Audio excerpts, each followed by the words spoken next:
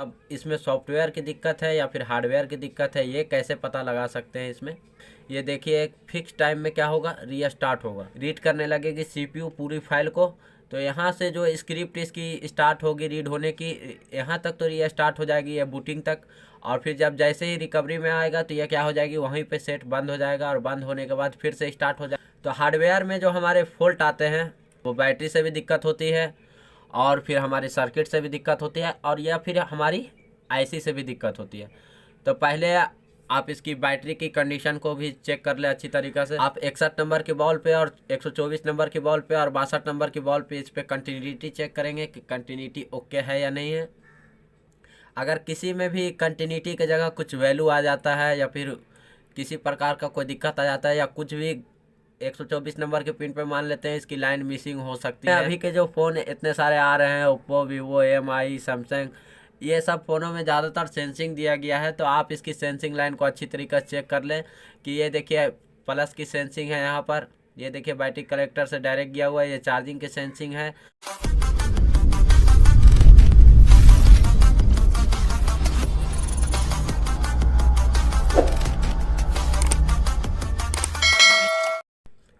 Hi friend, आज हम बात करेंगे रीस्टार्ट प्रॉब्लम के बारे में। जब आपके पास कोई रीस्टार्ट प्रॉब्लम में सेट आता है तो आप सबसे पहले उसमें सॉफ्टवेयर कराते हैं, और सॉफ्टवेयर कराने के बाद फिर जब वो फॉल्ट सही नहीं होता है सॉफ्टवेयर से, तब आप उसमें हार्डवेयर करते हैं।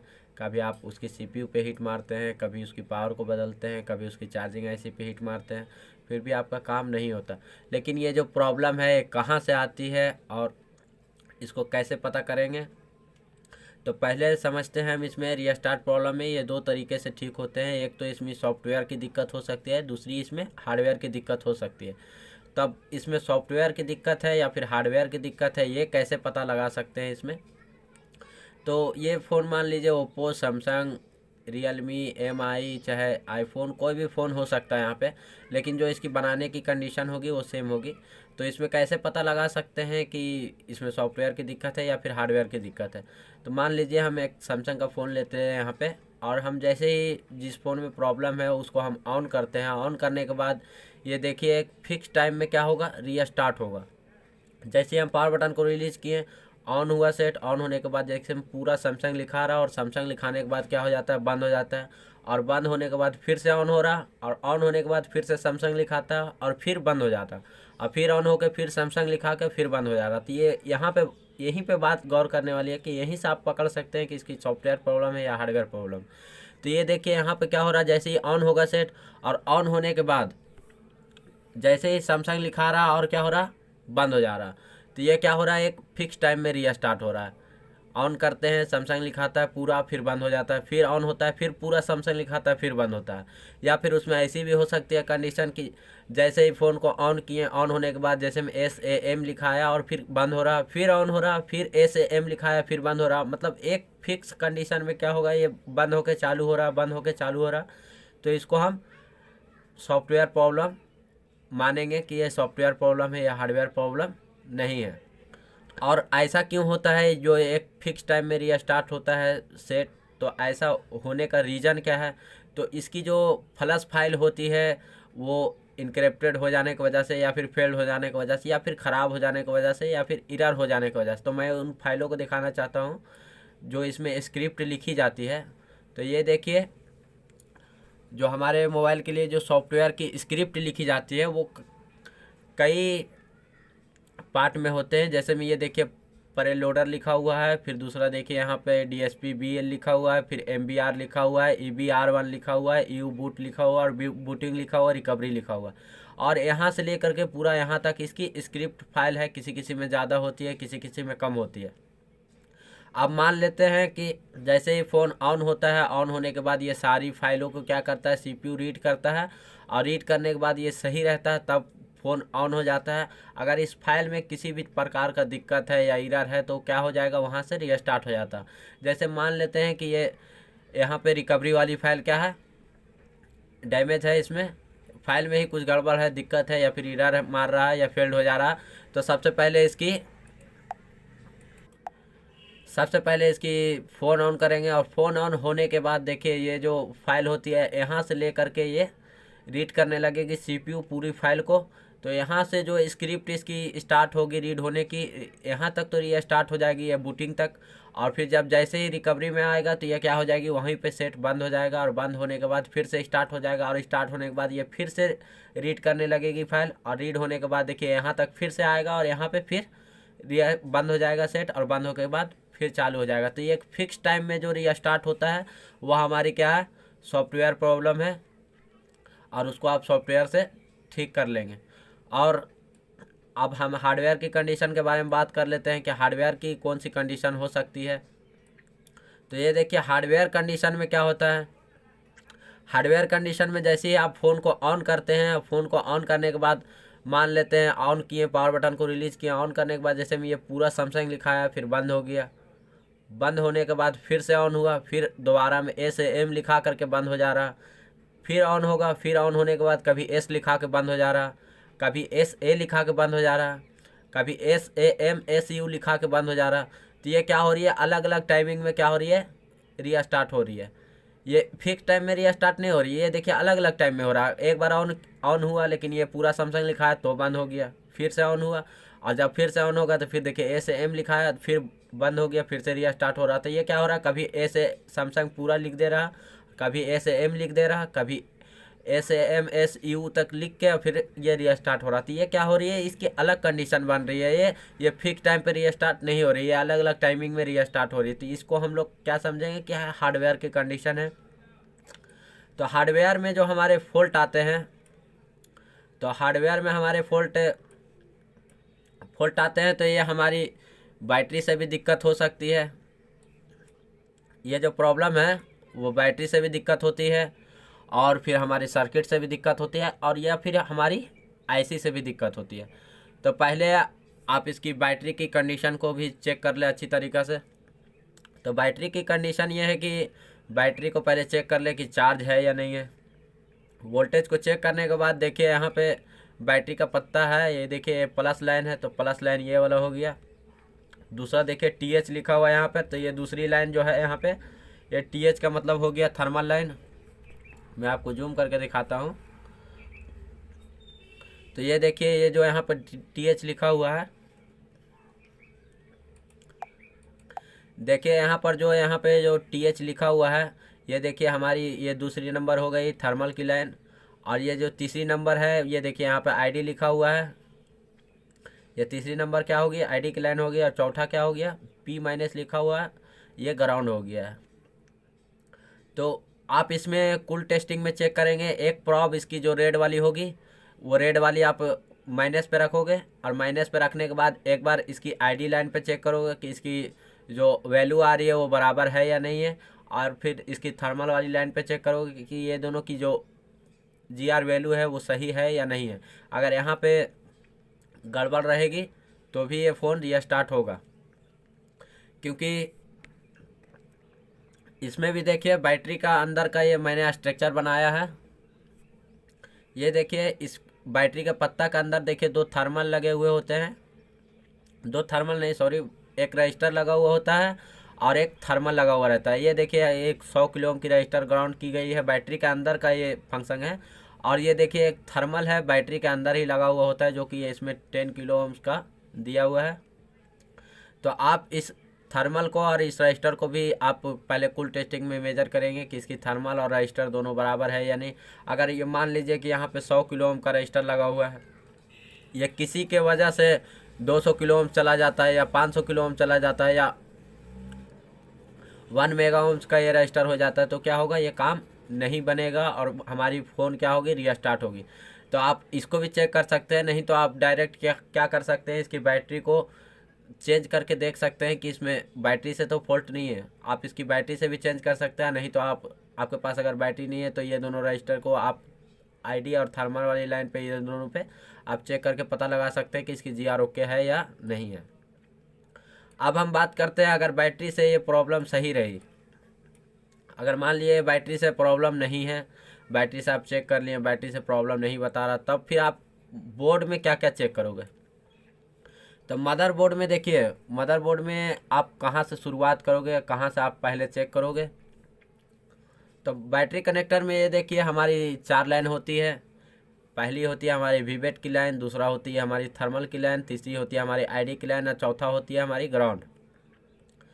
तो इस चारों जो लाइन यहाँ पे गया हुआ है वीवेट पर, सबसे पहले उसकी जीआर वैल्यू को चेक करेंगे कि इसकी जीआर वैल्यू ओके है या नहीं, और जो इसकी जीआर आनी चाहिए फॉरवर्ड वाइज में आप चेक करेंगे तो 1200 से लेकर 2500 तक जाएगा या फिर 1 दिखाएगा। तो और अगर रिवर्स वाइज में चेक करोगे तो इसमें 200 से लेकर 600 तक इसमें रीडिंग जाएगा, तो ये सही माना जाता है।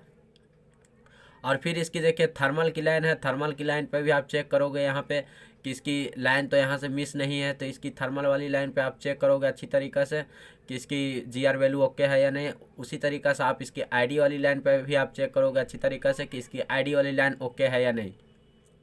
अगर मान लीजिए कि ये तीनों पे वीवेट और टीएच जो यहाँ थर्मल है और यहाँ आईडी लाइन है, ये तीनों लाइन पे जीआर ओके है, तब आप इस कंडीशन में कौन सी लाइन को चेक करोगे उसके आगे हम ले चलते हैं। तो ये देखिए जो हमारी वीवेट की लाइन है, वीवेट की लाइन निकल रही है, और निकलने के बाद ये देखिए 3 अलग अलग डिवाइड किया गया है और तीनों एक ही आईसी में जा रहा है, जो कि हमारी आईसी है PMI 8952 और PMI 8940। ये दोनों आईसी सेम है, थोड़ा सा खाली डिफरेंस है काम करने में, लेकिन ज़्यादातर इसकी फंक्शन क्या है, दोनों की सेम है। तो आप इसमें देख सकते हैं कि ये लाइन वीवेट से निकल के जा रही है करंट सेंस रजिस्टर पे, ये देखिए। और ये हमारा करंट सेंस रजिस्टर ये ब्लैक कलर का है और ये वाइट कलर का है, जो हमारी चार्जिंग के करंट को सेंस करता है एम्पियर को, और फिर एक तरफ से हमारी बैटरी के करंट को सेंस करता है। दोनों तरफ से सेंस करने के बाद ये आईसी को बताती है कि इसको चार्जिंग में कितना एम्पियर देना है, कितना नहीं देना है, तो वो ये काम करती है। तो ये वाला रजिस्टर को भी आप सबसे पहले चेक करेंगे कि ये रजिस्टर में किसी प्रकार का खराबी तो नहीं है, और ये R010 ओम्स का रहता है। तो इस रजिस्टर को भी आप चेक कर लें, और चेक करने के बाद इस रजिस्टर को निकालें, और रजिस्टर को निकालने के बाद इसकी जीआर चेक करें यहाँ पे कि इसकी जीआर ओके है या नहीं। अगर इसकी जीआर में कुछ गड़बड़ है या लीकेज है या शॉर्टिंग है या फिर इसकी लाइन ही यहाँ से ब्रेक है, तो आपको क्या करना पड़ेगा। तो इसकी देखिए 73 नंबर की बॉल पे क्या हो रही है, जा रही है 73 नंबर की बॉल पे। तो इसको 73 नंबर की बॉल से यहाँ से डायरेक्ट ला करके करंट सेंस रजिस्टर पे यहाँ पे एक जंपर करना होगा, तब आपकी प्रॉब्लम क्या हो जाएगी, सॉल्व हो जाएगी।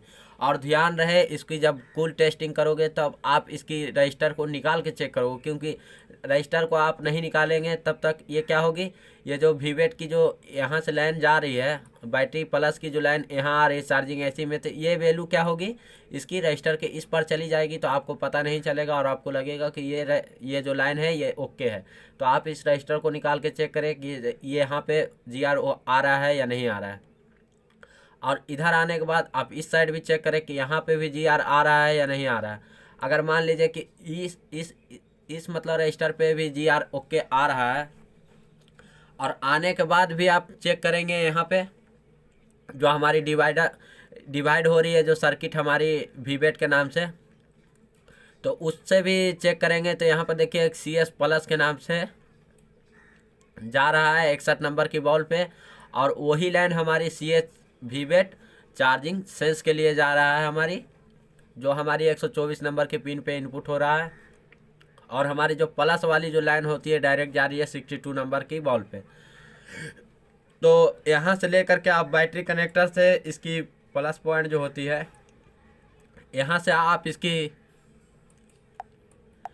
तो बैटरी का जो कनेक्टर होता है यहाँ वीवेट का, यहाँ से आप डायरेक्ट यहाँ से ले करके आप 61 नंबर की बॉल पे और 124 नंबर की बॉल पे और 62 नंबर की बॉल पे इस पर कंटिन्यूटी चेक करेंगे कि कंटिन्यूटी ओके है या नहीं है। अगर किसी में भी कंटिन्यूटी की जगह कुछ वैल्यू आ जाता है या फिर किसी प्रकार का कोई दिक्कत आ जाता है या कुछ भी 124 नंबर के पिन पे मान लेते हैं इसकी लाइन मिसिंग हो सकती है, या फिर इसकी जो हम कंटिन्यूटी लेंगे अगर कंटिन्यूटी में कुछ गड़बड़ दिखाता है तो हम क्या करेंगे, बैटरी कनेक्टर से एक डायरेक्ट यहाँ पे जंपर ला करके 62 नंबर के पिन पे जोड़ सकते हैं। और नहीं तो मान लीजिए कि ये दोनों पे तो कंटिन्यूटी बता रहा है, लेकिन इस 62 नंबर की बॉल पे कंटिन्यूटी नहीं बता रहा, तो क्या करेंगे 124 नंबर की बॉल से उठा के जंपर यहाँ पे डायरेक्ट मार देंगे, या फिर 61 नंबर की बॉल से उठा करके 62 नंबर पे जंपर कर देंगे, दोनों को एक साथ ही, तो आपका काम बन जाएगा। क्योंकि एक ही लाइन से क्या हो रहा है, डिवाइड हो रहा है अलग अलग जगह पे, दोनों की वोल्टेज जो है दोनों की सेम रहेगी। तो इस तरीके से आप वीवेट वाली लाइन को चेक कर सकते हैं। और इसी तरीक़ा से ये जो करंट सेंस का जो रजिस्टर की जो दूसरी साइड है, इसको भी आप 73 नंबर की बॉल से आप चेक करेंगे कंटिन्यूटी पे, यहाँ से यहाँ कंटिन्यूटी ओके है या नहीं है। अगर कंटिन्यूटी में दिक्कत है या फिर वैल्यू नहीं बताना चाहिए, उसमें बीप होना चाहिए, अगर बीप नहीं हो रहा तो फिर यहाँ से लेकर के यहाँ पर आप जंपर करें तो आपकी प्रॉब्लम सॉल्व हो जाएगी। और दूसरी जो हमारी हो रही है एक थर्मल की लाइन है, और थर्मल की लाइन को भी आप ऐसे ही चेक करेंगे। तो थर्मल की लाइन को आप सेम टू सेम चेक करेंगे। थर्मल की लाइन में देखिए ये डायरेक्ट जा रही है कहाँ, 97 नंबर की बॉल पे इनपुट हो रही है। तो आप यहाँ से इस पर आप कूल टेस्टिंग चेक करेंगे कि इसकी जीआर ओके है या नहीं। अगर इसकी जीआर ओके है तो आप इस रजिस्टर को क्या करेंगे, निकाल लेंगे यहाँ से। और निकालने के बाद आप कंफर्म पता चलेगा कि इस रजिस्टर की इसकी 97 नंबर की बॉल की जीआर है या नहीं है। अगर मान लीजिए कि ये रजिस्टर इसमें लगा हुआ है तो ये 85 नंबर की जीआर क्या होगी, इधर से इधर आ जाएगी, और आने के बाद यहाँ थर्मल पे चली जाएगी। और आप चेक करोगे तो मान लीजिए ये लाइन यहाँ से ब्रेक रहेगी और ये 85 नंबर यहाँ से जुड़ी रहेगी, तो ये वाली इसकी जो कूल टेस्टिंग की जो जीआर होती है वो बैटरी थर्मल पे क्या बताने लगेगी इसकी। तो इसलिए इस रजिस्टर को निकाल दे, और निकालने के बाद ये क्या होगी, यहाँ से ओपन सर्किट हो जाएगी। और ओपन सर्किट होने के कारण ये सिर्फ 97 नंबर की जो बॉल है उसकी खाली जीआर वैल्यू बताएगी। और जीआर वैल्यू 97 नंबर की चेक करने के बाद इस रजिस्टर को निकालेंगे, और निकालने के बाद इस रजिस्टर के इस साइड आप जीआर वैल्यू इसकी चेक करेंगे कि इसकी जीआर वैल्यू ओके है या नहीं। अगर यहाँ पे अगर कंटिन्यूटी नहीं देता है 85 नंबर के बॉल से, तो आप यहाँ 85 नंबर से लेकर के इस रजिस्टर पर डायरेक्ट जंपर कर सकते हैं। और वैसे ही हमारी एक आईडी लाइन है, आईडी लाइन को भी आप चेक कर सकते हैं अच्छी तरीक़ा से। तो आईडी लाइन भी हमारी डायरेक्ट कहाँ जा रही है, 86 नंबर के बॉल से इनपुट हो रही है। और इनपुट होने के बाद देखिए इसमें एक रजिस्टर लगा हुआ है, ये रजिस्टर भी अगर ज़्यादा वैल्यू का हो जाएगा तो भी इसमें प्रॉब्लम करेगी ये आईडी लाइन में।